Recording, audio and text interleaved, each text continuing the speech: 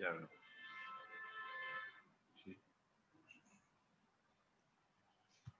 Can I welcome everyone and say good evening to all participants that have joined? It's time for today's health talk. And for all those who have joined already, I want to welcome you and say welcome. And our trainer for today is ready and she's waiting all the way from UK. I know that today's talk is going to be very, very beneficial to a lot of people. Beneficial in the sense that this organ that we're going to talk about and the cardiovascular system that we're going to look into now is one of those things we are not in charge of. We cannot control it. So we have no choice than to look after it, to care for it, to love it, love our hearts, so that the heart can also look after us. And so the practical tips to maintain healthy hearts and avoid cardiovascular disease will be looked into. I hope you have your papers and your writing materials because it's going to be an amazing training that we need to take home something because it's a training that will add value. And guess what? The trainer for today, Dr. Mrs. Winifred, Arumehi-Ikhide. Oh, that is the daughter of our big friend, big daddy, Dr. Clements Idigo. And so she had all the amazing training as a cardiologist from Oxford University, and we cannot but listen to the hot tips that she's going to pump out today. Please, as you listen to this, take home information. First, look after your heart, and then spread the good news to others. The more people that can hear this today, the merrier it will be. So on this note, I want to welcome Mrs. Winifred Arumehi-Ikhide to do justice to this special health talk today on how to avoid cardiovascular disease. Welcome, madam. Welcome, doctor. I hope you are hearing me. Welcome, doctor. All right, doctor. So the floor is yours already. Thank you very much. Right. Good evening, everyone. Thank you for the very, very generous introduction. It's my pleasure to be here today to share some information and some tips about being heart healthy. As our very kind host has already said, it's one of the most important things we can do for ourselves is just be aware of how our hearts work, how our entire cardiovascular systems work, and the best way to keep it healthy. So let me just load the presentation and we can get started.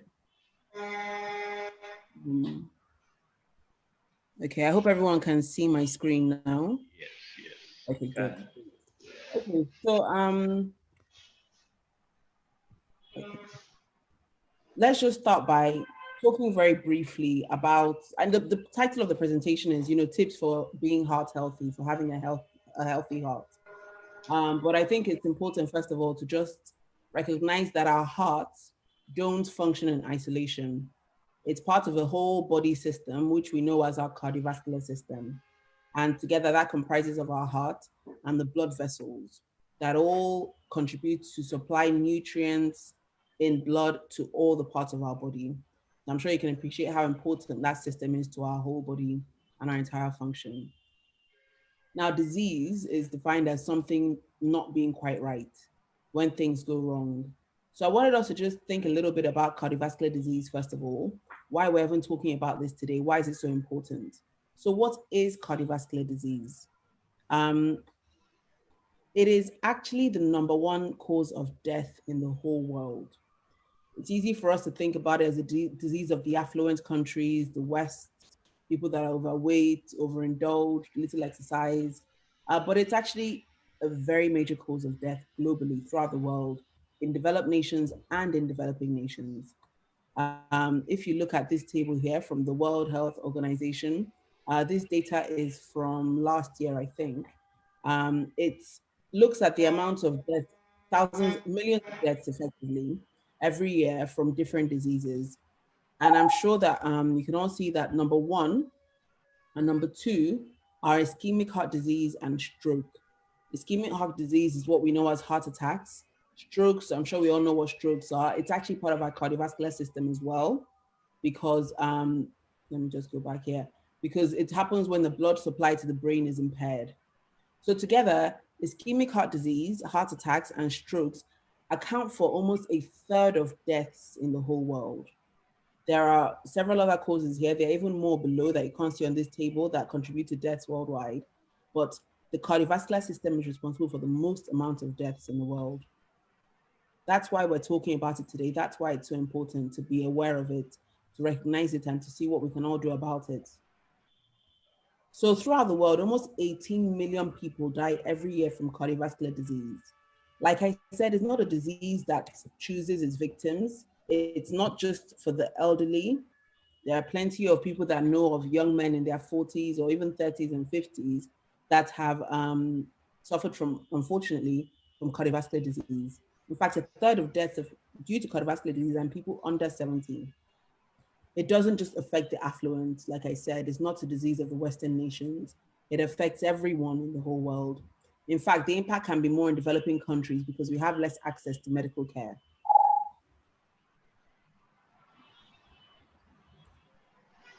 Yes, indeed. You can see there from the World Health Organization as well, 3/4 of deaths are in low and middle income countries, very much the strata that Nigeria falls into. So like I said, the heart is not in isolation. It's part of our cardiovascular system, and it's made up of the heart and blood vessels.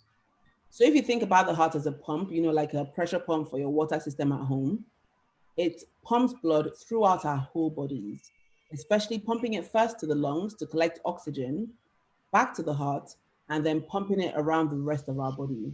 So the heart is the pressure pump, and the blood vessels are the pipes that take blood and nutrients in the blood throughout our entire body and oxygen as well, all of which we use to generate energy and keep our organs and our tissues, our muscles, our brain functioning with energy.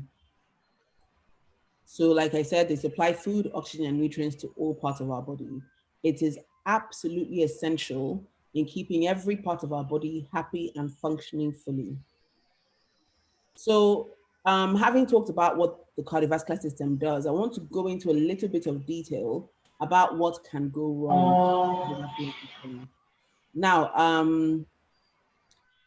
it kind of actually starts with the blood vessels, not with the heart. Anything that goes wrong with the heart actually starts with the blood vessels. So first of all, we're going to go into what a healthy artery looks like. Like I said, it's like a pipe. So if you imagine this picture here, it shows a pipe that's been cut through the middle. It's lined by, it's surrounded by a layer of connective tissue known as the adventitia. And beneath that is a layer of muscle and elastic tissue. Now, remember I said that the pipe carries the blood from the heart to all the parts of our body. Inside those blood vessels are muscles that help the blood flow. They help the vessels contract and squeeze the blood along the right direction. And the innermost parts, the part lining the blood vessel, is called the intima. These are cells that are almost like interlocking, lining the whole interior of the artery. So this is a healthy artery, what we want all our arteries to look like and our blood vessels to look like. Now, I talked about the most interior layer that's like interlocking.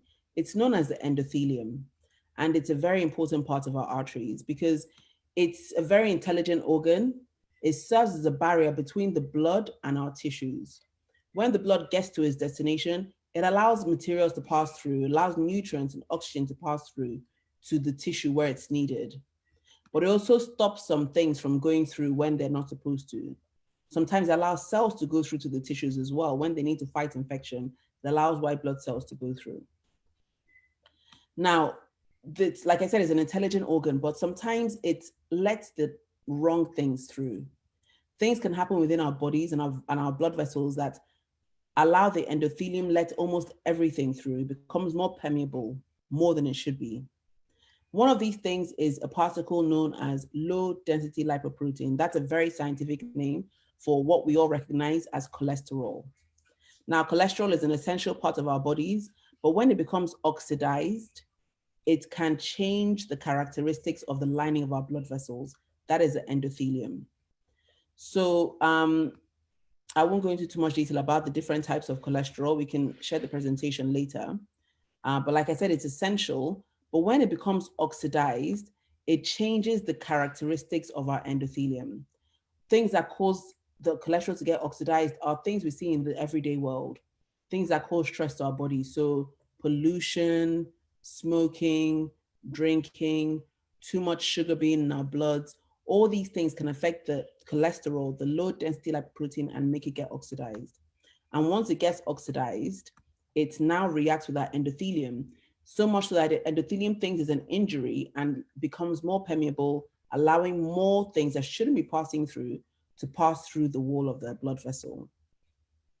Now, what happens is because it is recognized as an injury, our bodies attract the immune busting cells, our white blood cells, to that area. And they absorb the cholesterol that is causing this damage, oxidized cholesterol. It's a foreign material. Our body recognizes it as a dangerous material. So the white blood cells that our body has attracted for the injury absorb and sort of eat up this cholesterol, but it's not something our white blood cells are supposed to do. So it can't actually break down the cholesterol. Now, I don't know if any of us know what cholesterol looks like. If you get a whole mass of cholesterol together, they're very tiny molecules, but if you collected enough of it, it would be like a big tub of butter or margarine or something like that. It's a very fatty substance, or like the fat you see on the outside of meat. So now if you imagine that our white blood cells have absorbed large amounts of this oxidized cholesterol, they are full of fat, essentially. They can't break them down. They now become what we know as yellow foam cells, and they are stuck inside the wall of our arteries. Now imagine that those white blood cells have swallowed so much, many of them have been attracted, they get stuck in our blood vessels in the wall, they get swollen up and they take up a lot of space. They're all just there. It creates a very harsh environment in our blood vessels. Everything is inflamed, everything is more swollen than it's supposed to be, and that attracts more white blood cells, and that causes more oxidation, and that oxidation causes more inflammation and causes more white blood cells to be attracted to that area. And those white blood cells take up more of the cholesterol and they swell up more and take up more space in our blood vessels. It keeps on going on and on like that. It's a vicious cycle. This creates something known as an atherosclerotic plaque. Again, a very big scientific term. We don't need to know all these details, but I think it's important to understand how this process starts because it helps us recognize some of the things we can do to change it or to avoid it in the first place. So it becomes known as an atherosclerotic plaque. So this image here gives us an idea of what it looks like. I don't know if you can see my mouse cursor, but if you can, these black circles here represent the foam cells that have taken up the cholesterol. And you can see all this whole area is broken down of the endothelium. You can see lots of cells migrating into the area. You can see lots of fatty tissue building up inside the wall of the blood vessel, inside the gap, I should say, the pipe area. So eventually, the body realizes that something is going on in this blood vessel and it can't cope with it anymore. So what it tries to do within our bodies, we might not see this. There aren't very many examples of something like this happening in that we can see physically in our body. But if you imagine you have a cut on your hand, it will bleed for a bit and then your body develops a scab while it heals. Now that scab is like our body sends so many different chemicals. It sends some clotting agents to that area to try and seal it off and stop the bleeding. If we have damage internally in any of our organs, especially our blood vessels, something similar happens. Our bodies send off some smooth muscle cells to that area to try and grow over the plaque and seal it off so that at least those inflammatory signals that are sending more oxidative stress, sending more white blood cells to that area can stop being sent out. So it kind of sends muscle cells over to grow over the plaque and stop it signaling for more help, which is actually causing more harm than good. Unfortunately, as you can imagine, these smooth muscle cells that have been sent to grow over the area actually have the effect of thickening this atherosclerotic plaque further. I hope this is getting clear a little bit, but I think this image should help us explain what's going on as well. So again, this is a different dimension, but you can see this is the blood vessel cut through like a pipe. And you can see in here, this area here, are all the foam cells I talked about, all the lipids, all the cholesterol, all the white blood cells, all the foam cells, all the inflammatory signals and stuff, all collected here in the plaque. And you can see that the smooth muscle that's normally supposed to be in the middle layer of the artery has grown over the top. And you can see that this lump here, composed of the plaque and the smooth muscle, is growing so much into the wall that it's more difficult for blood to flow through, which is the whole essence of arteries. Like I said, it's essential to get nutrients in blood and oxygen in blood to all parts of our body. Now, once this is getting to be blocked, the space is getting narrower. At points, those parts of our body supplied by those arteries might notice that they're struggling to get the right amount of oxygen and nutrients to generate the energy they need to function properly. I've said all this already. Now, as it continues to grow, the flow of blood becomes more turbulent. Now, this is very much a physics thing.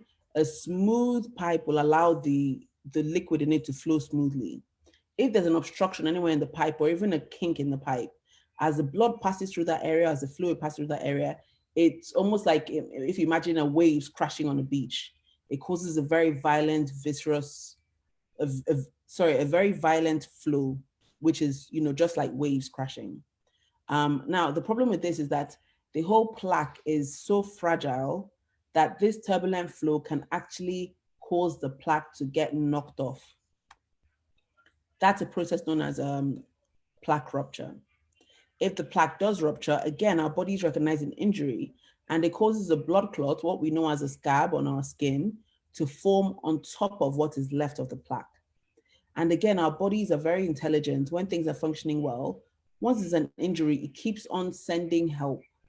This blood clot can continue to grow and grow and grow on top of what remains of the plaque and even obstruct the flow of blood further than the plaque did earlier. So here now you can see on this image, this is a further level on. You can see this mass of red blood cells here are what are forming the blood clots, where the plaque has already ruptured due to the turbulent blood flow from the plaque. Now, if the blood clot is just in place, the blood might still be able to flow through the narrow space remaining. There might be a reduced supply, but our organs might be coping as long as they're not stressed. We're not working them too hard. But, if that pressure builds up so much behind the plaque and behind the blood clot, it can get completely knocked off and block supply completely to the target organ. Now, as I'm sure you can, I'm going to go back to the last slide. I didn't want to talk about that at that point, but let's talk a little bit about what can happen depending on what organs are being supplied by the damaged blood vessel. If it's supplying our brains, one might suffer from what we know as transient ischemic attacks. These are essentially mini strokes. Like if the blood is struggling to supply the brain adequately, one might have little short periods of forgetfulness, dizziness, unconsciousness at points when their brain is working very hard, or when they're working very hard, and the blood that's getting through the tiny gap is not quite enough to supply the brain. Now, these are normally temporary and they can reverse once the blood flow gets back to normal. If it's in the blood vessel supplying the heart, we have three main vessels supplying the heart. If one of them is affected by these plaques, one might notice they're suffering from symptoms of angina, which is, chest pain or pain in your left shoulder towards your back, or sometimes even in your left jaw, which comes on when you're doing strenuous exercise. So you might have heard people complain that, they're fine when they're just sitting down at home reading a book or reading the paper, but once they go to the market, or once they walk up a hill, or once they try and play with their grandchildren or take some exercise, they start to get a pain in their chest. And once they sit down, it calms down. That's a sign that one of the blood vessels might be getting blocked, and it's coping when your heart is not working hard. But once it starts working hard, you will now realize that it's not keeping up at all. So what will now happen, unfortunately, is that the whole blood clot and the plaque, as the blood flow continues to be turbulent, the whole complex can break off completely. As the pieces of blood clot and plaque particles rush through the blood vessels along with the flow of blood, as you can imagine, as the blood vessel goes further away from the heart, it gets narrower, like the roots of a tree. You notice that the roots and the branches are very thick near the tree, and they get narrower towards the end. But this is a pipe. So as something is rushing along, eventually the vessel will get so narrow that those particles will completely block the vessel further down from where the plaque was broken. They get stuck, and whatever tissues downstream of that area will not be receiving any nutrients or oxygen at all. Once that artery is blocked, the situation is irreversible, because any tissue or organ can only survive minutes without nutrients or oxygen.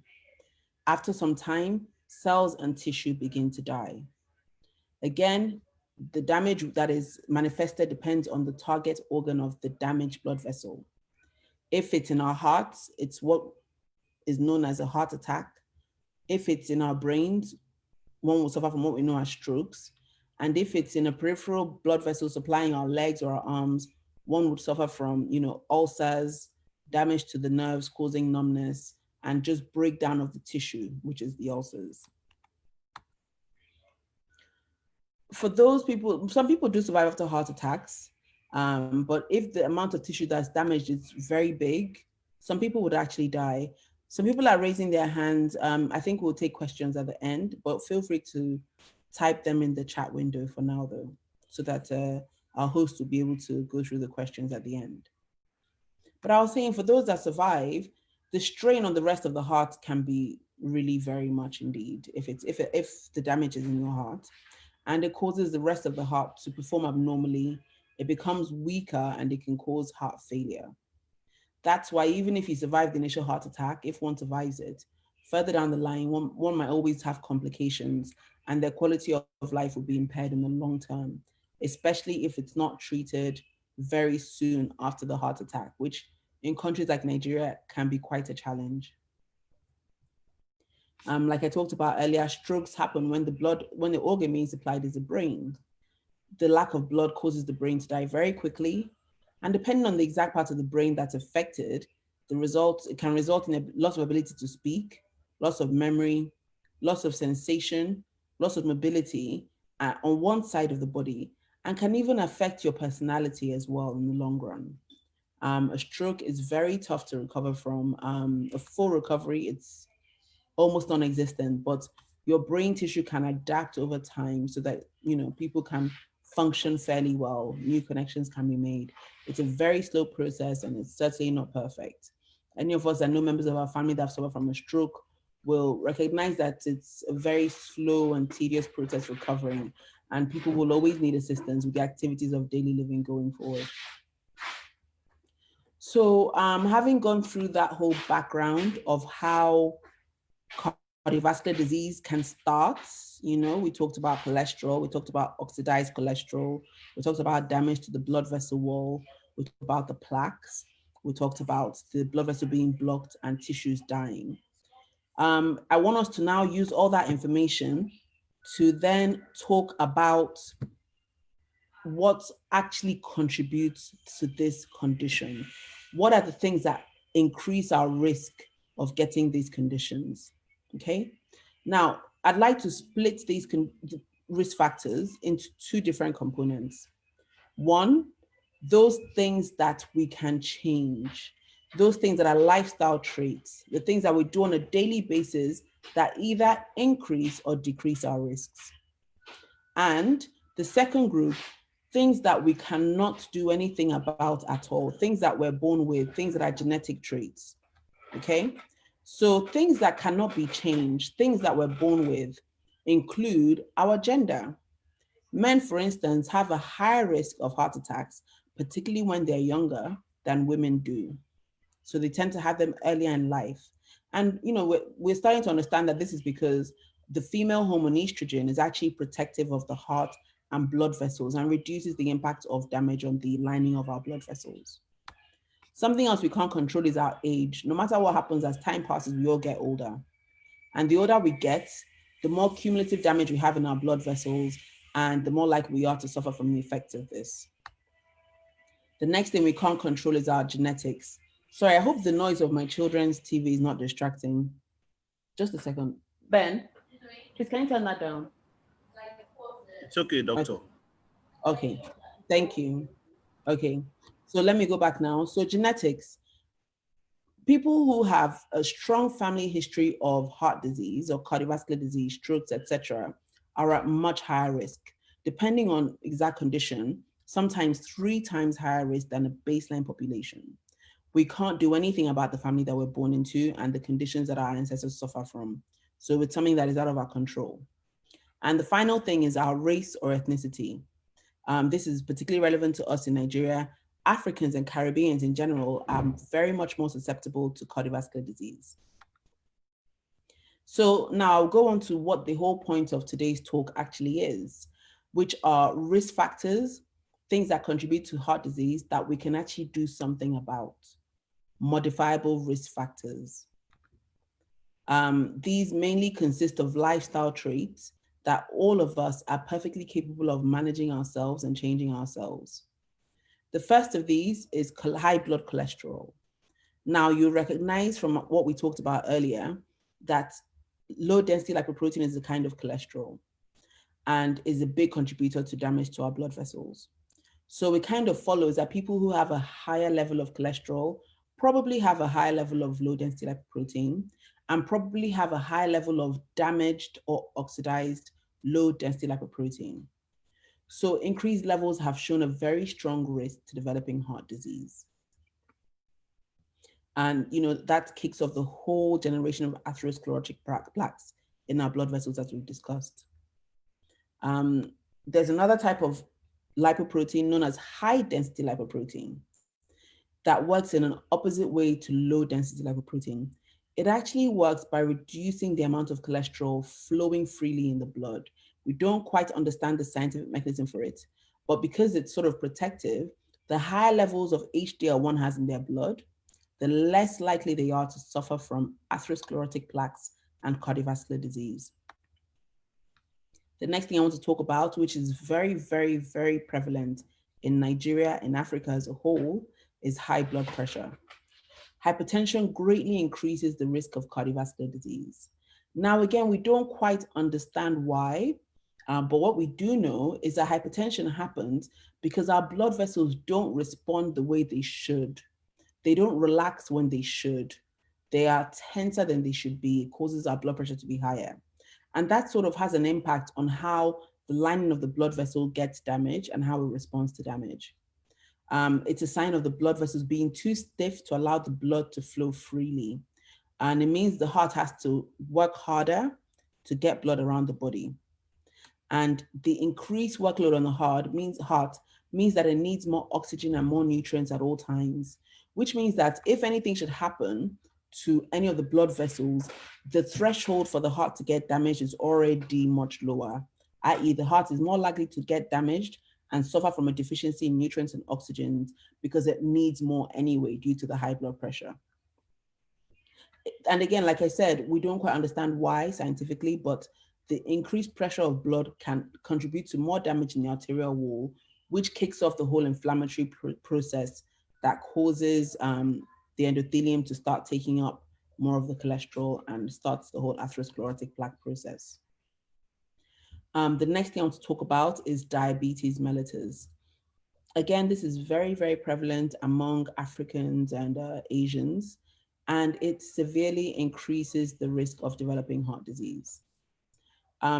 It's particularly important in patients who have diabetes but either aren't aware, so don't manage their blood sugar levels, or they are aware, but they don't take much of an interest in managing their blood sugar levels, checking their blood sugar regularly, taking their medication when necessary, or taking insulin, or managing the type of foods they eat to limit their blood sugar levels. It's very important that any of us that has even what is known as pre-diabetes, where our bodies don't manage blood sugars very well, but we don't have full-on diabetes, should do everything they can to mitigate that risk, because it's a very big contributor to cardiovascular disease. The next thing I want to talk about is smoking. There's a very strong link between smoking and a lot of conditions, including cancers and lung cancer. But one we might not all not know about is the link between smoking and cardiovascular disease. I talked earlier about things in the environment that cause stress to the body and worsens the process of oxidative stress. Tobacco smoke has a very strong impact on oxidative stress in the body. Our lungs are absorbing all these oxidants and free radicals that make their way into our blood and eventually damage our endothelium and increase the amount of oxidized cholesterol in our body. And moving on, obesity. Excess body weight is one of the most relevant risk factors in developing cardiovascular disease. It raises the level of cholesterol in our blood, the level of fat in our blood, the level of low density lipoprotein in our blood, while reducing high density lipoprotein, the protective lipoprotein. It also increases our risk of having high blood pressure. It also causes our heart to work harder. And it also means that people that are overweight are more likely to develop diabetes. Now, I'm sure you can see from this that obesity affects all the other risk factors which contribute to cardiovascular disease. And one thing to note with these risk factors is that their effects are additive. Someone that suffers from hypertension, diabetes, and smokes is much more likely to have problems with their heart and cardiovascular system than someone that just smokes or someone that just has high blood pressure. So the fact that obesity contributes to all the other risk factors make it very, very important to be aware of. And finally, we're talking about physical inactivity. And an active lifestyle is a risk factor for cardiovascular disease. Moderate to vigorous exercise regularly helps to prevent cardiovascular disease. The more vigorous the activity, the greater the benefit. But even for those that are having issues with their joints or just general energy levels, even moderate intensity activity helps if done long-term on a regular basis. And that wasn't the last one actually. Stress is a factor. There's been a correlation in several studies between stress in someone's life and the development of cardiovascular disease. It may lead to increased blood pressure, which again we know has an effect. It may cause people to overeat, to smoke, to drink alcohol, etc., due to its emotional effect and its impact on our life. So that's a brief overview of all the risk factors that contribute to cardiovascular disease. We're still going to go on to examine how we can manage those risk factors ourselves in very simple ways. So let's just quickly talk about, how we know what's going on with our own hearts. How healthy are our own hearts? There are ways to find out. You can have expensive medical diagnostic tests, such as ECGs, echocardiograms, angiograms, which will give you an idea, but it's very expensive. And some of these tests can be very invasive. It's not something you just take lightly and go and do. But because those risk factors that we talked about earlier now are very, very easy to measure and have a very, very strong link to cardiovascular disease, it's easier for us as individuals and as medical professionals to monitor those risk factors and use them as markers or indicators of how likely one is to suffer in the future from cardiovascular disease. So doctors regularly perform these sort of health checks, looking at the risk factors. And I'm sure many of us have had these tests in the past. Even when you walk into a GP, a lot of them will measure your weight, they will measure your height and calculate your body mass index, which is an idea of, gives an idea of how much excess fat we are carrying. They measure your blood pressure as a matter of routine. They often measure your blood sugar levels. And then you can have blood tests to measure your cholesterol, your HDL, and your LDL levels as well. Excuse me. So without even going to a doctor, there are many things we can do as individuals to monitor our own heart health and the risk factors that contribute to cardiovascular disease. Now, the first thing is obesity and being overweight. One can easily determine your BMI as an indicator of your weight status. Are you overweight? Are you obese? Are you just right? You can easily measure your height using a tape measure. What I do for the kids is I get them to stand against the wall. I mark the position of their heads with a pencil, and I just measure down using a simple tailor's tape. And that gives me their height. And most of us have access to bathroom scales. Now, once you have these figures, your weight in kilogram and your height in meters, you can calculate your BMI, which is this formula that you can see here, weight in kilograms divided by the square of your height in meters. So for instance, let's say I'm 100 kilos, I would do 100 divided by my height in meters is 1.73, 1.73 times 1.73, which would give me something that is probably too high, but we don't need to get into that. Now, if your BMI comes out less than 18.5, you're probably underweight. Between 18.5 and 24.9, you're considered to be of a normal weight. Anything above 25 at various levels indicates that one is either overweight, obese, or morbidly obese. Now, one thing to note is that it's well recognized now that Africans tend to have a higher amount of muscle in their body than Caucasians, for instance, or Asians, which means that quite often people with a BMI of between 25 and 29 are actually not really overweight. They just have a high amount of muscle that makes them way more. So that's something to take into account. There are other measures as well. I'll provide resources for those, like your waist to hip ratio, that gives you an idea of your weight status. So you can see here, I'm going into this now. You can measure your waist in centimeters at the smallest point between the bottom of your rib cage and your waist, just like a tailor would measure you for trousers or a skirt, and divide this by the measurement of your hips in centimeters. So for women, if that ratio is less than 0.85, then everything is fine. For men, if it's less than 0.9, everything is fine. Anything more than that indicates an increased risk of cardiovascular disease. So that's talking about weight. Blood pressure, if you don't have access to a blood pressure monitor, you can just walk into any clinic and they would measure it for you for free sometimes, but it's a very straightforward thing. And most of us have or know someone that has an electronic blood pressure monitor. Anything around 120/80 is considered normal. If it's any higher than 140/100, you definitely need to see your doctor to have it monitored and treated if necessary. So just based on these risk factors, you know if you are at an increased risk of cardiovascular disease. What can we do about these things now? The first thing, like I said, is that really is the most important risk factor is obesity. Being overweight contributes to all the other risk factors, apart from other like smoking and drinking and stuff, but it contributes to increases of diabetes, increased risk of hypertension, increased risk of high cholesterol. All of these things are caused by obesity, and all of these things individually and additively contribute to cardiovascular disease. So the first thing anyone can do to reduce their own personal risk of heart disease is decrease your body weight if you are overweight or obese. Now it's a simple question of mathematics. Our weight is a balance of how much we eat, i.e. how much energy we take in versus how much energy we expend. So following this logic, the formula for weight loss is fairly straightforward.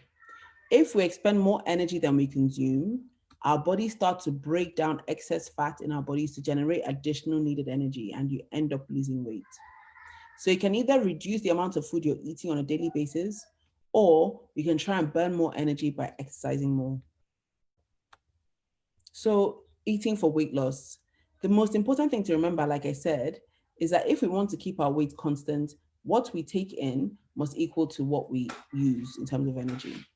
If we gain weight, the energy we're eating is much more than the energy we're using. So someone that's eating a mountain of rice and stew, going for a nap, not taking any walks at all, driving everywhere, is probably eating too much for the level of activity and will end up putting on weight. If you want to lose weight, the energy from your food must be less than the energy you use. Now, I know that we're all familiar with the concept of calories. Every type of food, every nutrient has a calorie allowance. Um, and, we all use different amounts of calories on a daily basis, depending on our height, our weight, our gender, our amount of muscle in our body, and how active we are as people.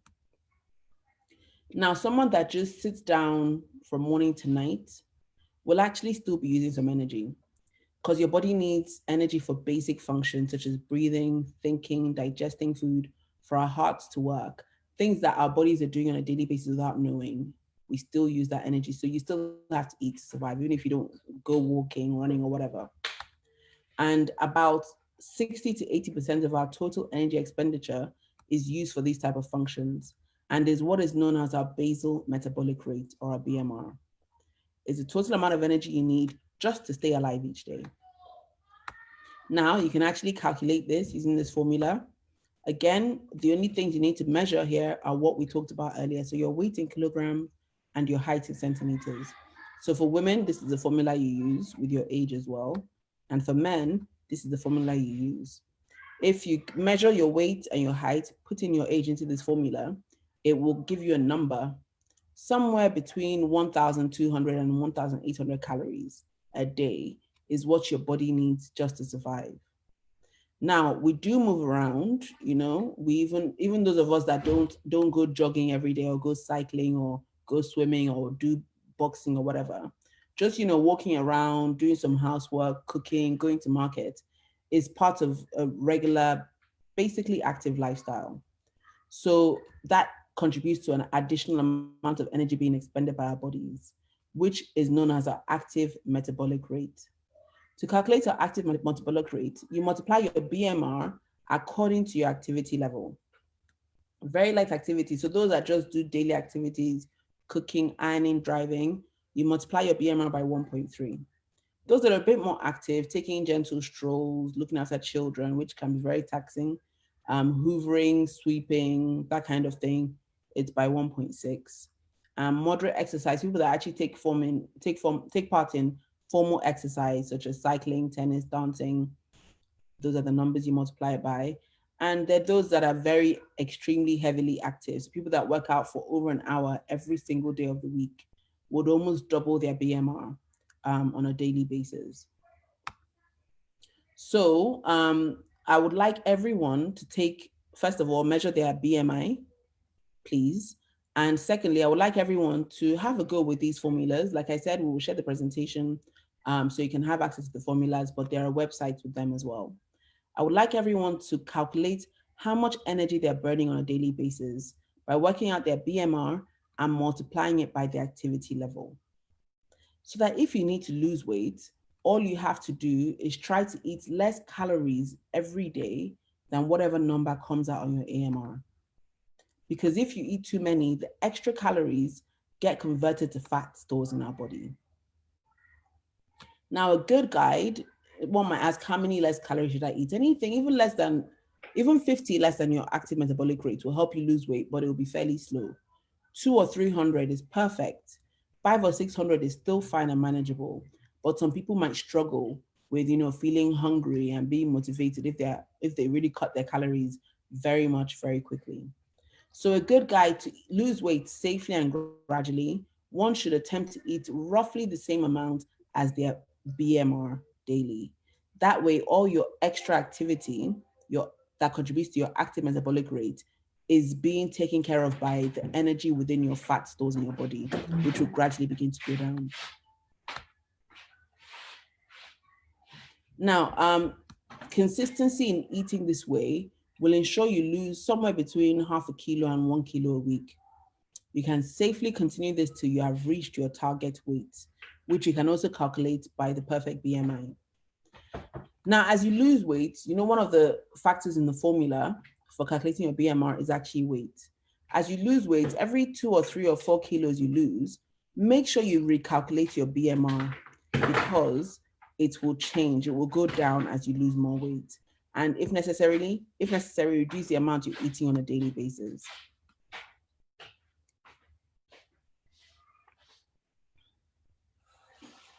So now we know how many calories our bodies need. We know if we need to lose weight, and we know how many calories we need to eat if we're trying to lose weight. Now, how do we know what we're eating? How do we know the calories in what we're eating? Most foods, like I said, have a calorific value for a certain amount of weight on the packet. You'll find even on a pack of Indomie, you'll say, 100 calories, or one pack contains 365 calories. So we need to know that we're eating from all the main food groups, carbohydrates, fats, and proteins, but no more than our BMR or no more than our AMR to make sure we don't put on weight. So let me just talk briefly about the main food groups. Carbohydrates, we're all aware of, they're easily converted into energy by the cells in our bodies. Carbohydrates include things like simple carbohydrates like sugars, fructose, honey, complex carbohydrates like potatoes, yams, cocoyam, pounded yam, that kind of thing. Proteins provide essential amino acids, which you don't find anywhere else, that are the building blocks for all of our cells and tissues. We can't survive without proteins. They include things like lean meats, fatty meats, milk, cheese, beans, pulses, peas, that kind of thing. Fats provide components of our cells, contribute to cholesterol generation. And again, let's not forget, cholesterol is actually a good thing. It's when it's in excess that it's a bad thing.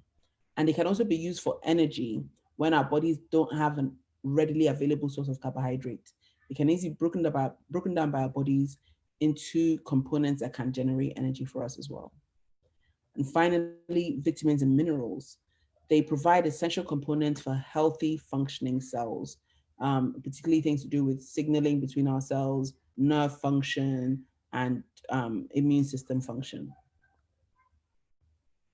Now, cholesterol, even if you aren't overweight or obese, cholesterol levels can still be higher than recommended.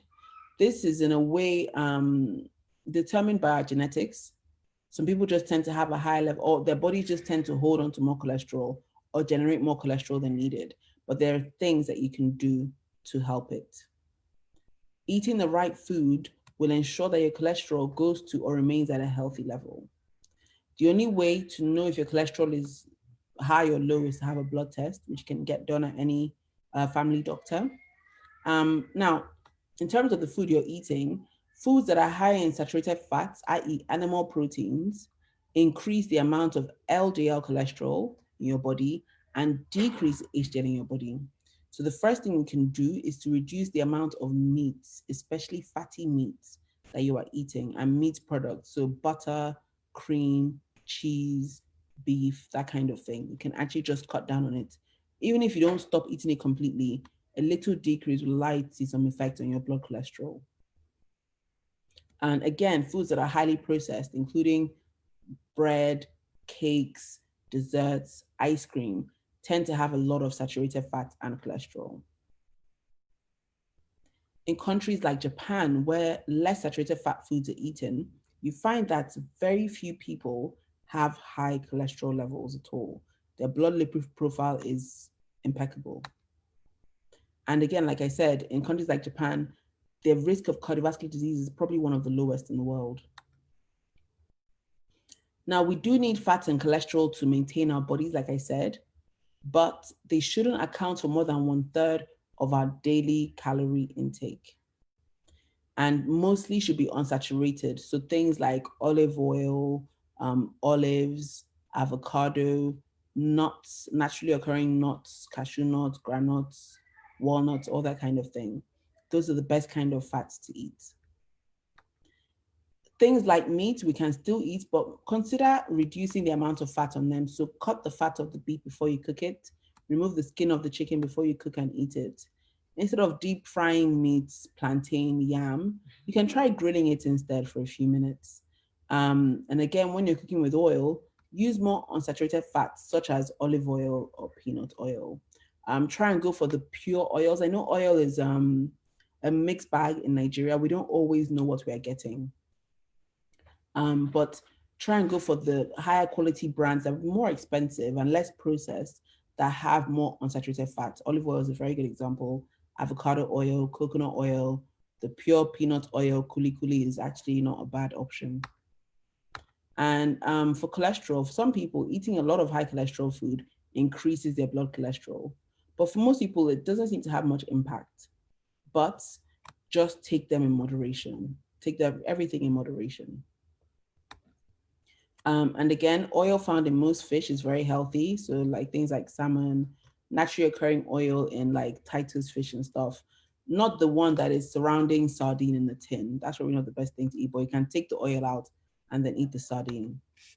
It contains a substance known as omega-3, which generally helps to reduce the amount of LDL and increase the amount of HDL in your body. Most fish, like I said, such as salmon, sardines, mackerel, croaker, catfish, tilapia, barracuda, are rich in healthy fish oils, and it can be eaten 2 or 3 times a week. So omega-3 is very important. It's very helpful in improving your blood lipid profile. Other foods that can reduce cholesterol are avocados, nuts, legumes, so things like beans, soybeans, etc. Fruits and vegetables can help to reduce our cholesterol levels. And then when you're eating, avoid excess salt and sodium. Those of us in Africa are very sensitive to salt-induced hypertension. There are various types of hypertension, but in Africa, we seem to be very sensitive to the amount of salt in our diet that we're eating in developing high blood pressure. So it's very important not to add too much salt to your food. If you're very used to salty food, gradually just reduce it, especially if you're the one managing the cooking in the home or in charge of the cooking in the home. Try to not let your maids add too much salt to the food that they're cooking, or Maggi, which is full of salt as well. Instead, season your food with naturally occurring herbs and spices, ginger, garlic, thyme, curry powder. And then when the food comes to the table, manage the amount you're adding yourself. Start with a little and try not to add any more. With time, your taste buds will get trained to recognize the naturally occurring flavors of the food without just looking for too much salt. Just gradually cut it down. If you're buying biscuits and crackers, try and choose those without too much additional salt. Again, heart healthy foods, all fruits and vegetables are beautiful.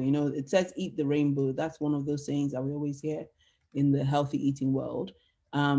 Different fruits and vegetables have different micronutrients and vitamins in them. So the whole logic is that when you eat different colors of fruit, so one day you eat purple grapes, or you eat apples, you also eat carrots, you eat lettuce, you eat bitter leaf, you eat Irish potato, you eat sweet potato. Different colors have different types of nutrients in them. So ensuring that you eat an adequate range of colors helps your body to get a good range of vitamins and micronutrients.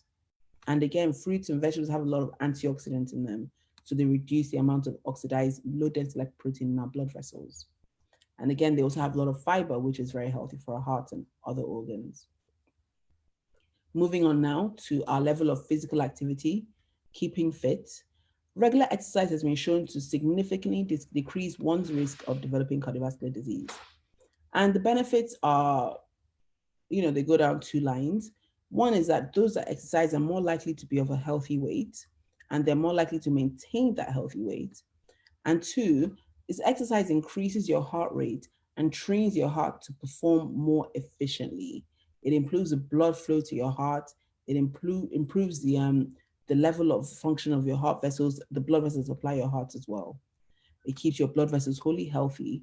It reduces your blood pressure and increases your high density lipoprotein. So it is important for your level of exercise not to be too chilled out, not just, a gentle stroll in the estate. Just, when you're exercising, try and breathe a little hard. Let your body know that something is happening.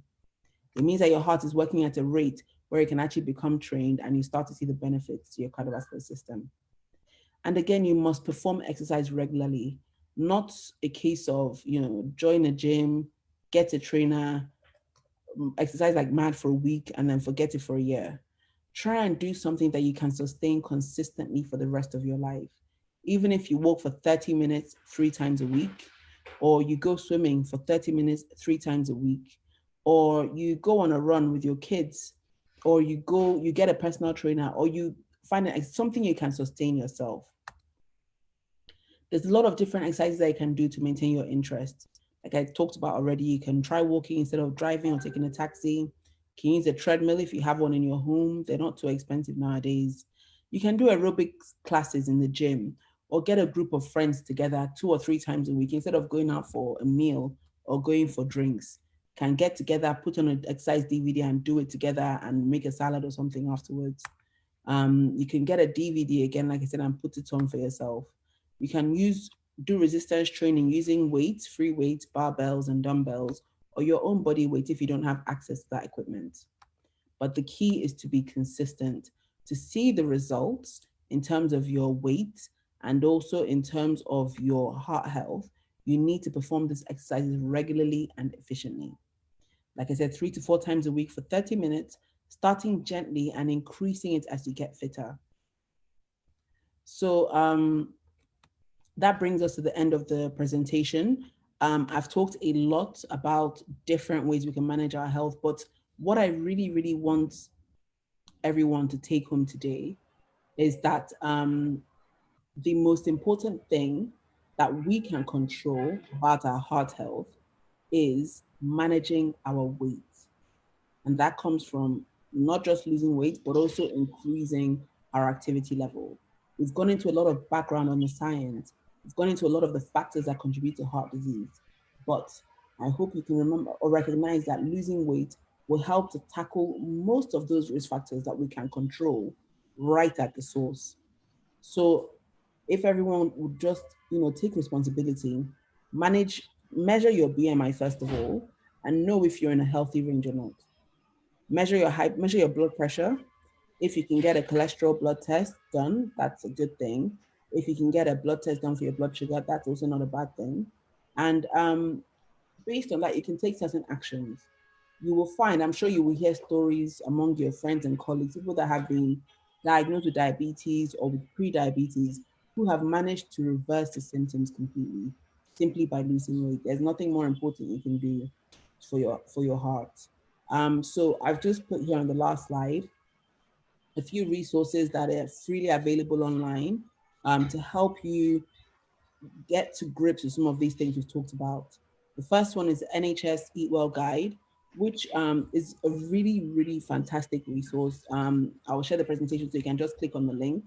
It explains to you how to eat a properly balanced diet and how to get enough, make sure you're getting enough proteins, enough of the good types of fats, enough micronutrients, and enough vitamins. For those of us who are serious about losing weight, if you calculate your metabolic rate and what you need to lose weight, it's really important to be able to know how many calories you're eating with different foods.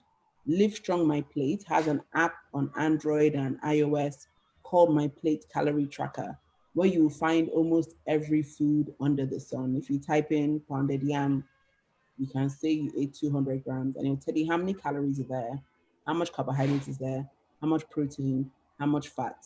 If you put jollof rice, plantain, it will come up with all those things. So it will help you get to grips with how much calories are in the food you're eating and what kind of nutrients are in them. The NHS also have a BMI calculator online, which calculates your BMI for you using that formula I gave you earlier and how many calories you need to lose weight.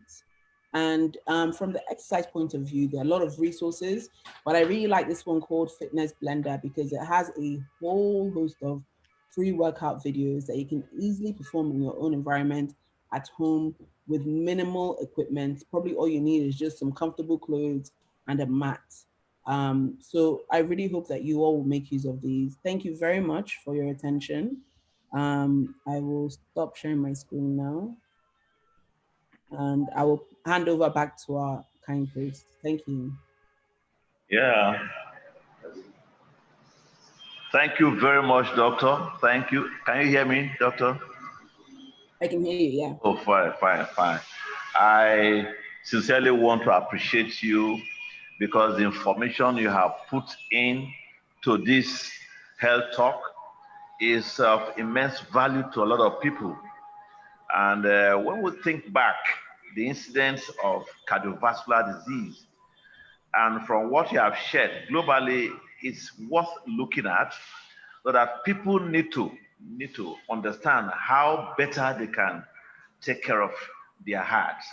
We appreciate this talk so much. I know a lot of people are itching to ask questions, a lot of questions. So you are going to help us handle these questions eventually.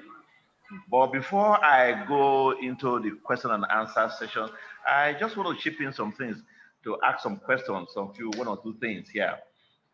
Today, from the little I have looked into, the trend, people are now looking at preventive medicine, nutritional medicine, and lifestyle medicine.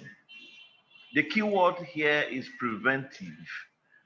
And like you rightly said, some of the things like obesity and others, there are things we can work on, we can prevent.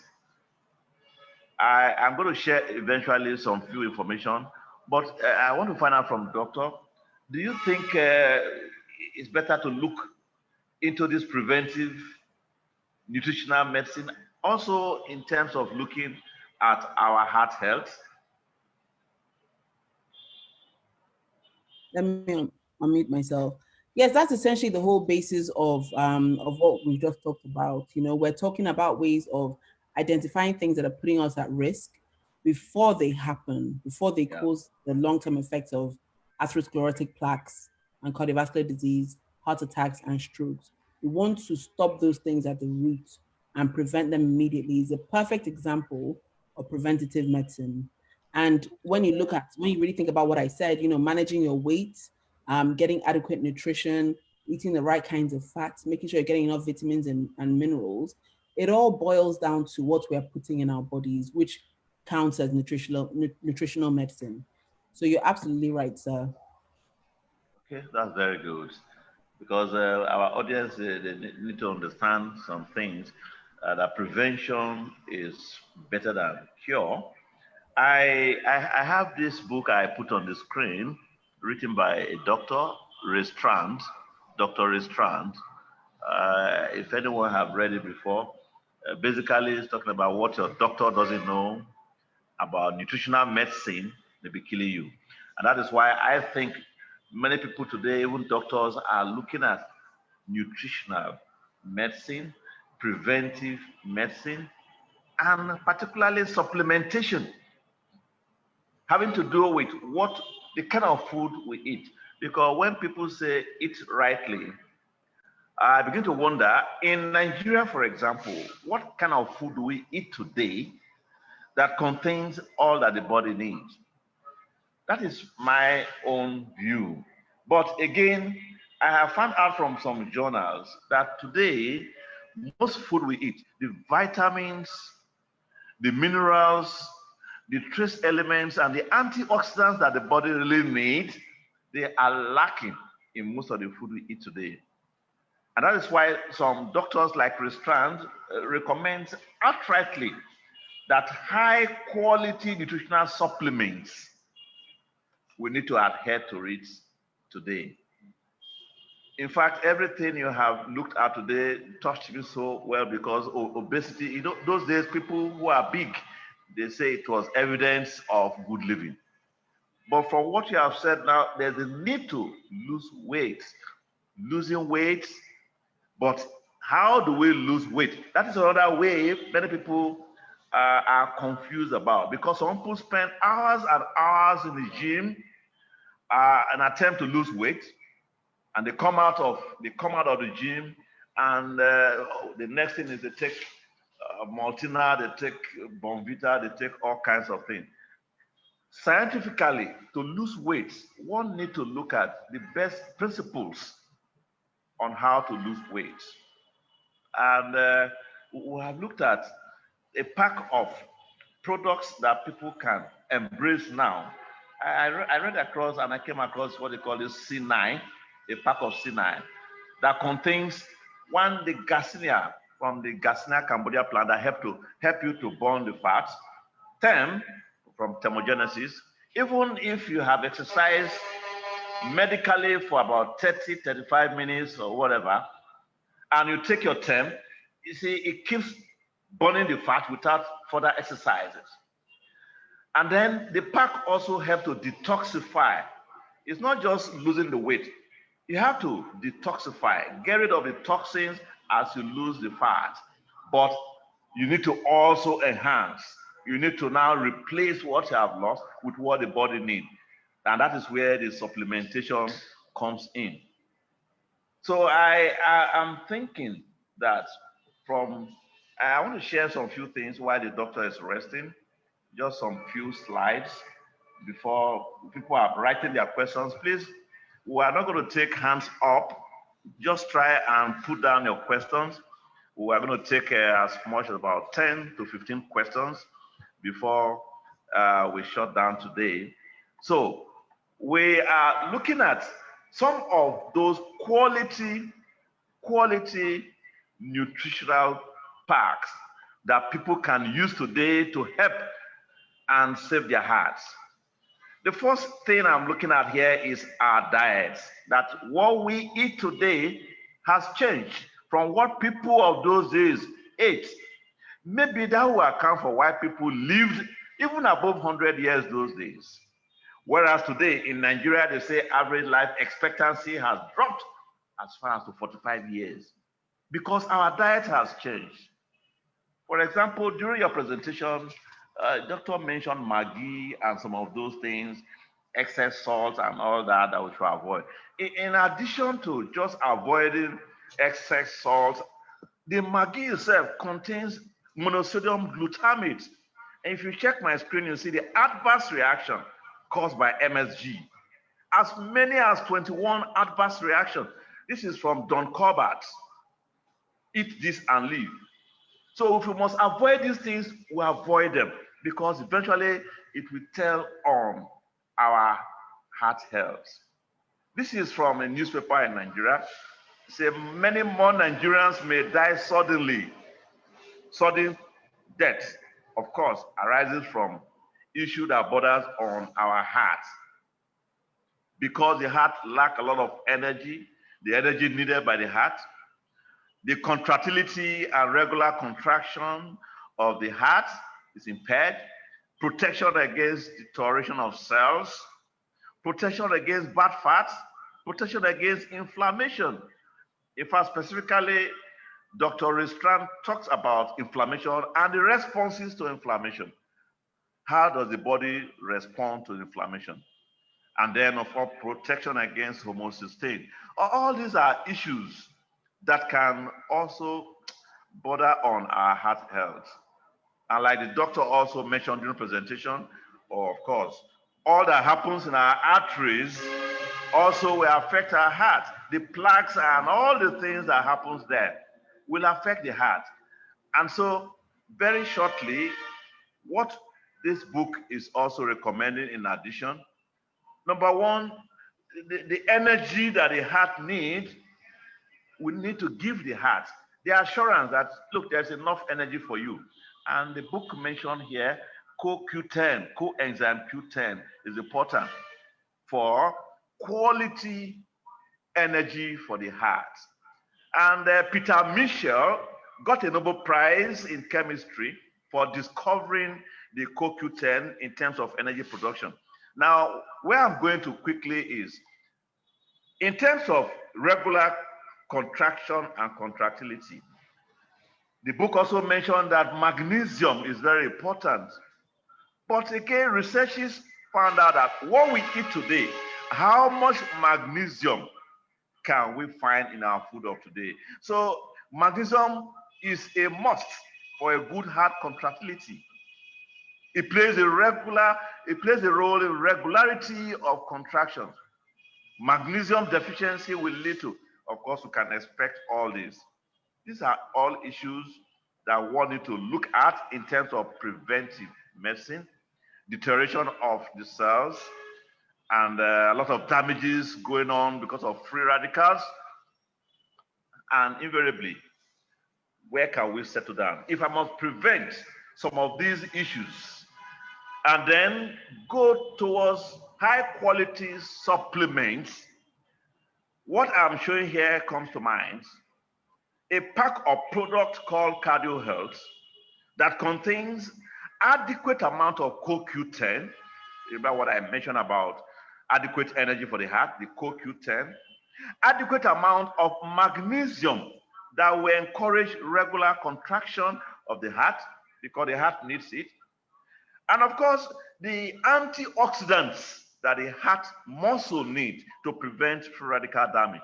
They are all in the pack here. What about selenium and other minerals? So they are also there. So if I'm focusing on prevention, then I need to look at the pack of supplements, a high quality pack of supplements from natural sources that can help to give my heart all that the heart needs. And so there are, in summary, other things, supplements one can suggest, like the aloe vera, that on its own has the property of antioxidants. In fact, the one I'm showing here is said to be one of the most powerful antioxidant sources in the world today. So just a drink of the gel takes care of the antioxidants requirements that the heart will need. And apart from that, all the nutritional requirements, because in this gel bottle, more than 200 food supplement components are also there. And so, like the doctor also mentioned, fish oil. It has to be quality fish oil. And we can mention a very good source of this fish oil, this Arctic Sea omega-3. Fish gotten from cold water accumulate high quality omega-3. This is also very important as we begin to suggest preventive measures. And so we can see all this, the arteries and the condition of the arteries. The arteries need to be, because talking about exercising, which is awesome and very, very important. There's a publication I saw, a commissioner that was jogging, exercising with a governor in the north, slumped and died. What may have happened? So many things may have happened. The heart condition, number one. Number two, the condition of the arteries, because the arteries are plagued to a large extent. And as you are jogging, more volume of blood need to, but the space is not there. And so most times, if one needs to jog, we also advise these supplements that contain high quality L-arginine, they call it Agi Plus, L-arginine, and nitric oxide, NO, that help to expand the arteries. Which means if I take my Agi Plus, a sachet, in the morning and I go jogging, my arteries are expanded enough to allow good flow of blood, and so my blood pressure is maintained. And so these are some few supplements, like even the garlic thyme. It is not just garlic, because many people don't like garlic, the odor and all that. But thyme, you know, thyme and curry, garlic, thyme, a combination, the allicin content help to also clear the vein from some of the fatty things. The tendency is that the circulatory system has to be kept in check using some of these natural supplements. And so we suggest, in addition to what the doctor have said, from the angle of nutrition, because I mentioned here just now that preventive medicine, nutritional medicine, even lifestyle medicine need to be looked into now today. So the Cardio Health is an amazing pack. And then the aloe vera gel, a natural drink that can take care of a lot of things. And then the fish oil, omega-3 fish oil, and of course, the Agi Plus. I mentioned just now it contains the L-arginine, nitric oxide that helps the artery to be expanded enough for blood to flow through, and then the garlic thyme. So some of these are supplements that I know can help people, because prevention, they say, is not just better, but cheaper and safer than cure. Now, doctor, I hope you have rested enough because it's time for questions. Because people are going to bombard you with a lot of questions now. I know your lecture had packed up a lot of people who are so interested in more information, like you have promised to leave us with some of the materials eventually, because we're going to share it to people. And whoever invited you, any guests here today, please go back to whoever invited you for more information that can help you from what the doctor have said, because we're going to have a slide and information for you. And at the same time, if you are looking at the preventive aspects or losing weight using the scientifically approach method of losing weight with the sinai, go back to whoever invited you to get better, more information. So we'll take questions now. Yeah, can we take the first question? Who is this? Yemi Ojo. Doctor, are you ready for questions now? Yes. Oh, very good. Thank you very much. Can an underweight person be at the risk of cardiovascular disease? Very simple. Well, yes, they can. Like I said, there are other things that contribute to cardiovascular disease apart from things we can control. The main one of which is weight. Simply genetics, gender, age can still contribute a little bit to risk of heart disease. Anyone that is underweight and has family members that have been underweight and suffer from cardiovascular disease might have a genetic condition or a genetic propensity to cardiovascular disease. So they're much less likely, but it's possible. There's never any impossibility in medicine or in these kind of things. But they are much, much, much lower risk. Maybe about 4 or 5 times lower risk than someone who's overweight. Thank you very much. And this question is from Mark Nuba. Does injection of alcohol contribute to health? I'm sure he's referring to the heart health problem. Yeah, definitely. I didn't talk about that at all, but excessive alcohol consumption definitely does contribute to cardiovascular disease and also to other conditions, liver failure, hypertension as well. In terms of the ideal amount of alcohol to be consuming, the advice from the NHS in the UK is that women should drink no more than 14 units a week, and not all in one day, because that's binge drinking. And men should drink no more than 21 units in a week. So to give you an idea, one shot, single shot of a spirit is 1 unit. A glass of wine is maybe 2 to 3 units, depending on the size. A big bottle of beer is around 3 units. So if you want to calculate your daily intake, for most people, it will be no more than 2 shots a day or a glass of wine or a small bottle of beer every day. Okay. As a follow-up to that, maybe we can ask quickly. The drinking of alcohol, beer, or whatever, does it really have any benefit to health at all? It doesn't have any significant benefits. Mm-hmm. There's some research that shows that some chemicals in red wine, known as tannins, actually contain antioxidants and can protect our hearts. But even if you're really hanging your hat on that argument, you shouldn't be drinking more than a glass of red wine a day anyway. But alcohol is a drug, it's addictive. It has a lot of impact on not just our physical health, but our psychological and social health as well.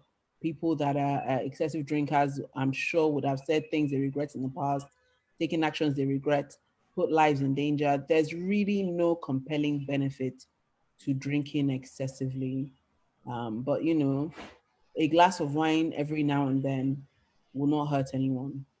Okay, thank you very much. I hope Dr. Clement Digo, you are listening, because we may consider one of these weekends, because every weekend, Saturday like they will bring to you health information. If doctor is listening, we may consider the impact of alcohol consumption on our health, maybe one of these weekends. Thank you very much, doctor. From Toyin, it says, can asthma lead to cardiovascular disease? No, there's no link between asthma and cardiovascular disease. Asthma is a separate group of conditions entirely. It happens in people that have an overreaction in their lungs to certain chemicals, particles in the air.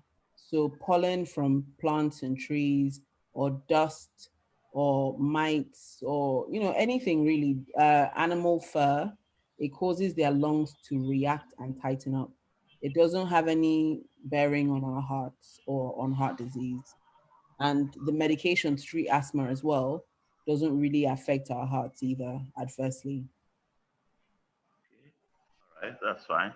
Uh, we still have some few more questions here that I want to take. I want to ask now. Somebody is talking about, please, what causes increased heartbeat and what can be used to normalize it? Okay, so this is, I think we had this question last time as well, if I remember correctly. This is actually a very, very common occurrence. Um, the first thing I would say is that feeling of one's heart racing, or feeling like like your heart is really running, it can be quite deceptive. Even though you feel like your heart is racing, or it may not actually be beating exceptionally fast, right? But you recognize that it tends to happen, or you get that sensation when you're in a very high pressure or stressful situation. And it's because our bodies release a hormone called adrenaline, which does actually cause our heart to beat a little bit faster in preparation for the fight or flight response.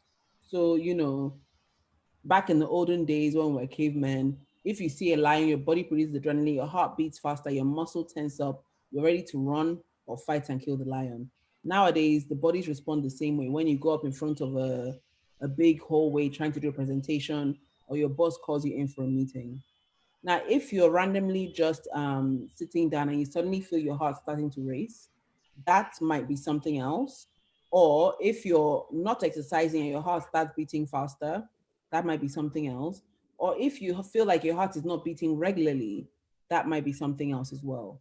Now, the thing is, you can't tell yourself if your heart is beating regularly or if it's beating too fast. The only way to really tell is to get a doctor to examine you. They'll either measure your pulse with their fingers, or use a blood pressure monitor to check your heart rate and the regularity, or they'll do an ECG to see if your heart rhythm is normal. Things that can cause it to be genuinely elevated when it shouldn't be are things like anemia, hyperthyroid, so too much thyroid hormone in the blood. And then things that cause it to be irregular is a condition known as atrial fibrillation, which is a little bit separate from what we talked about. Again, that atrial fibrillation has its own mechanism of coming about, but it's important too because it can cause some very bad effects down the line, including strokes and stuff. So it's good to be aware of it. If you feel like your heart is beating too fast, it's always good to get checked out to make sure that you're not coming down with any condition like atrial fibrillation, anemia, or hyperthyroid. Those are the things to be worried about. But most people, it will just be part of your normal body's response to stressful situations. Sorry, that Okay. was a bit long, but it was important. Yes, it's fine. Good. Thank you very much. And from Andrew Ezekiel, is maybe trying to look at if they are related. Say, please, what causes heartburn? Okay, Does it have to do with heart health as it's well? just, it doesn't have anything to do with heart health at all. There's Okay. a, because of the name, it's a misconception. Heartburn is a form of indigestion or acid reflux. You find most, if there's an issue with your heart, the pain is normally towards the left side. The character of the pain is a more dull, heavy pain, like an ache, almost like a headache or a backache, but in the area of your heart, which is to the left of your chest. I might spread to your left arm or your left shoulder or your left jaw. Heartburn is normally right in the middle of your chest and is normally a sharper pain, and is normally worse if you lie down flat. If it's heartburn you have is to do with your digestive system. So people have the tube that takes the food from your throat to your stomach is not very tight. So the food that's partly digested can come back up as if you want to bring it up. And that can cause, once it's partly digested, it's very acidic. It causes irritation in that tube, your esophagus, which causes heartburn. If you do suffer from that, there are a lot of strategies to manage it. There's some medications you can take, milk of magnesium, Gaviscon, things to reduce the acid, managing the kinds of food you eat, not lying down immediately after eating, even if you eat a heavy plate of eba and just want to pass out, stay upright for an hour or two after eating to reduce that. But it has nothing to do with the heart itself. Okay, that's fine. I wonder why people call it heartburn and all that. Okay, I guess yeah, sorry. So why do they call it heartburn? I guess they just thought it was a similar location to where the heart is, and it feels like a burn. So, Okay, okay, do with it. that's fine. So Wumi, it says, please, is it harmful to use palm oil and melon, as a goosey, what we call a goosey here, in our foods? Again, I would say what I said briefly earlier, everything in moderation. Egusi is actually not an unhealthy food at all. It's a naturally occurring seed. So it actually has a lot of good fats in it and has a lot of nutrients in it. Even palm oil is not a bad form of fat either. It actually is low in saturated fat and higher in unsaturated fat. So it's one of the healthier types of oil. But what we want to avoid is, drowning our food in palm oil. That's one. And two, trying to ensure that the kind of palm oil we're getting is unadulterated. So it's as pure as possible. We get a lot of things in the Nigerian market that we can't really vouch for the origin of, or if it's been mixed with anything else, and we don't quite know what we're getting. So try and aim for the good quality palm oils, which might be more expensive. And then when you're cooking, don't use too much. Everything in moderation. It counts as a good fat, it's unsaturated. And egusi or bono, most of the natural seeds we have in our soups are actually naturally occurring and have a lot of beneficial effects in our bodies. Yeah, that's good. Now, there's somebody here, Jacob, who's looking at high blood pressure tablets. Are they really safe? And what are the side effects? Are the tablets safe for consumption? Yes, this is a very popular question. There's a lot of people that don't quite trust medicine, and there's a good reason, medicines have a lot of side effects, but it's important to just always recognize that the side effects of the medicine are often not as bad as the effects of the condition you're treating, if that makes sense. Uncontrolled, untreated hypertension is a huge killer. Not only does it contribute hugely to cardiovascular disease, heart attacks, and strokes, it can also cause hemorrhagic strokes. Blood pressure that is wildly uncontrolled, around 180, 190, 200 over something, can actually cause the blood vessels in one's brain to basically explode under pressure. It's a very unpleasant condition and almost instantly causes death. Anyone with any hint of hypertension should religiously take their medications. High blood pressure can cause very, very severe kidney failure. A lot of Africans that are suffering from kidney failure, on dialysis, on waiting lists for kidney transplants, the cause of their kidney failure is actually from high blood pressure. It really scares me when I see a lot of people not taking their blood pressure medications and coming into clinics with blood pressures of 150, 160, and either they can't afford the medicine or they haven't been taking it, or whatever reason. It's really, really, it's not safe. It is better to take the medications. Some of the side effects can include dizziness, which is why most doctors will start you on a low dose and slowly increase it till your blood pressure is under control. It can include swelling of the legs and feet. Things like nifedipine can cause that. It can include a dry, itchy cough, like a sort of just a dry cough, which you might get with some of the ACE inhibitors. But whatever medication you're taking, if the side effects become intolerable or don't get better with time on the medication, speak to your doctor and they can put you on an alternative medication that you hopefully tolerate better. It is much better to manage your blood pressure than to avoid taking the medicine because you're worried about the side effects. Speak Okay, to your thank doctor, you. and they will find a good alternative for you. Good. And this is from Shamsia Mohammed. So please, doctor, when my BP is reading 133/89, I still feel pain on my left arm, sometimes to under the arm and to the back. What Okay. should I do? So the your blood pressure that's actually a relatively normal blood pressure, a bit on the high side, but relatively normal. But if you're feeling pain in your chest, in your arm, relating to your back, it can be a sign of angina, which may not manifest as an immediate increase in your blood pressure.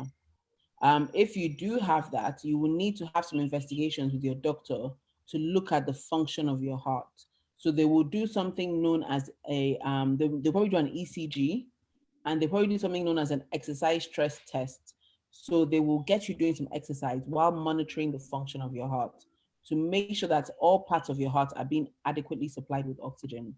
It can also be, not all pain in your left arm is bad or related to the heart. You could have pulled a muscle while you were exercising, or maybe you were holding on to something not very well, or you slept awkwardly on it.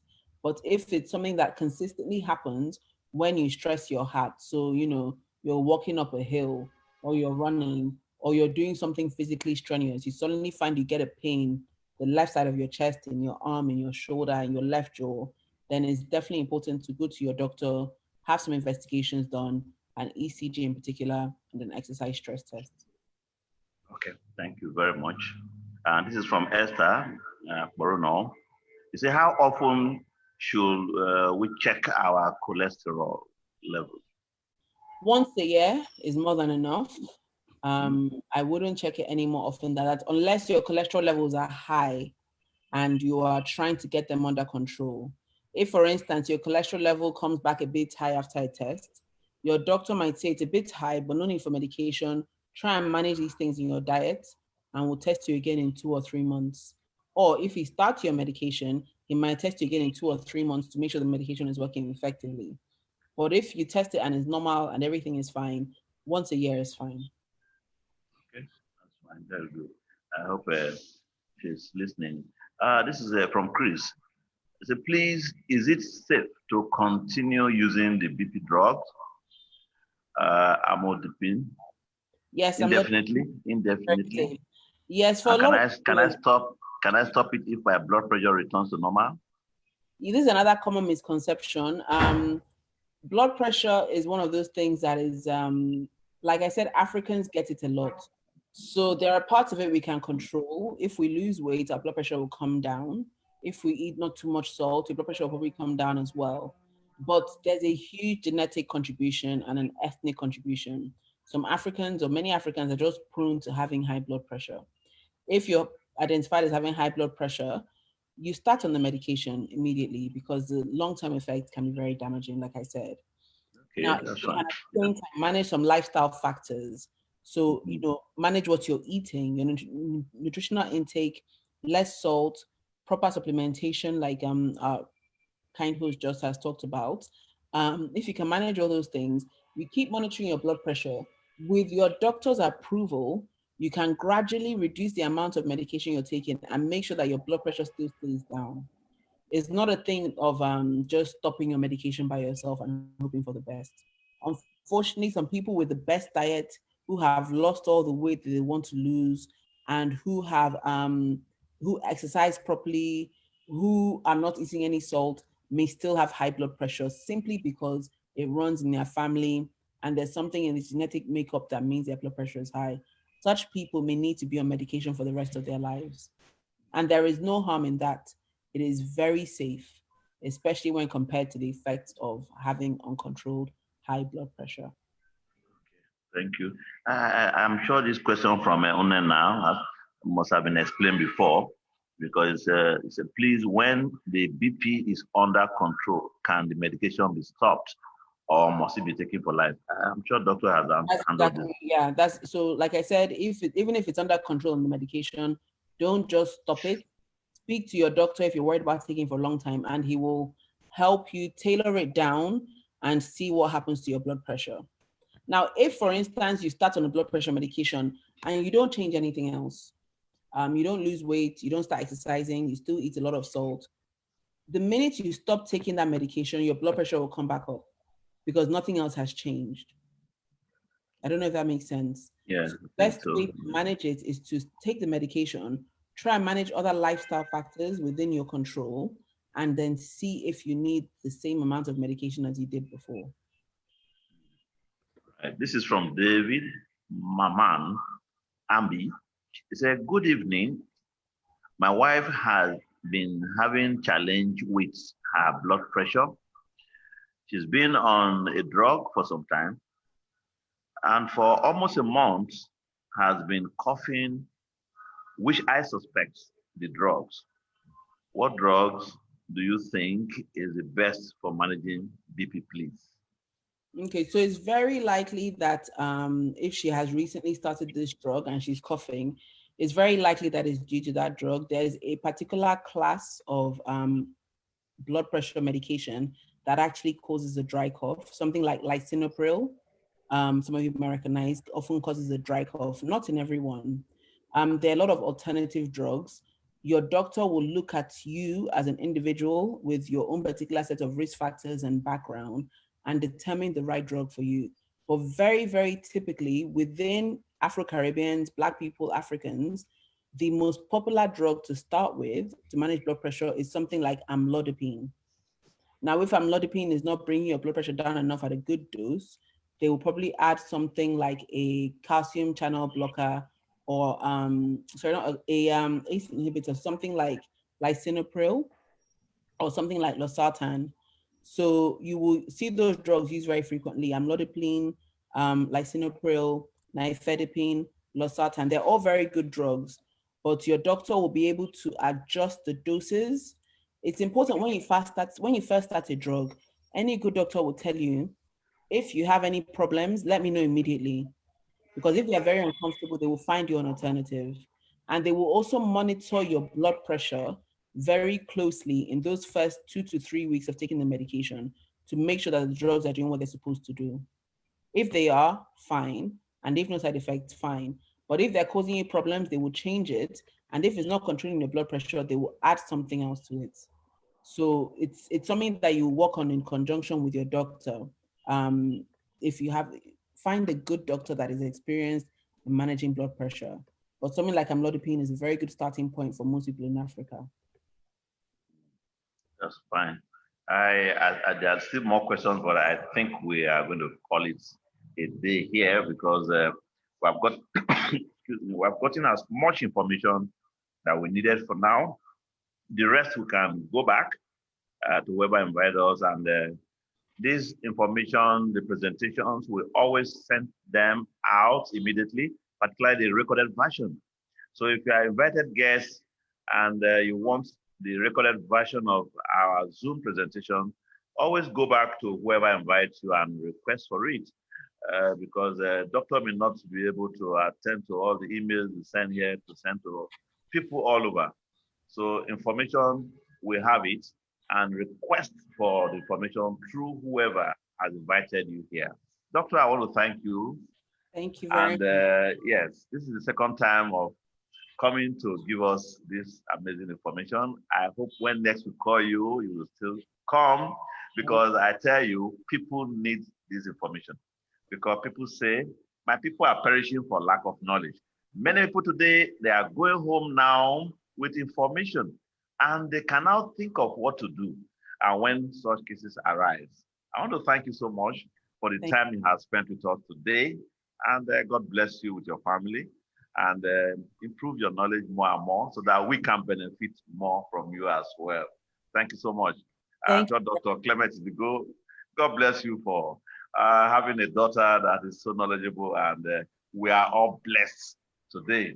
So as I round up, I want to round up with this, a quote from Dr. Strand's research. He said, I strongly suggest the true preventive medical approach involves encouraging, supporting patients to take a threefold approach. One, eating healthily, like our doctor has mentioned, practicing consistent exercise program, like our doctor also explained, managing your weight effectively, and the consumption of high quality nutritional supplements. So on this note, if we can embrace all that the doctor has said, and from the angle of high quality supplementation, then we can prevent this issue of heart problem, and they want to enjoy good heart health. We want to prevent sudden death. We want to prevent stroke and all that the doctor have mentioned today. That is the essence of all this weekend presentation. So I want to thank each and every one that have come today, and participants in particular, and our doctor that have found the time to give us all this valuable information. God will bless you. God bless you all. Next week, we are looking at something else, and yes, the prof is ready to do justice to that. So you'll be informed adequately once the e-flyer is out for our next week health talk. On this note, I want to thank everyone and thank Doctor especially, and God bless everybody. Thank you so much, Dr. Clement Idigo, and thank you all for attending. God bless. I'm John Ekberigi.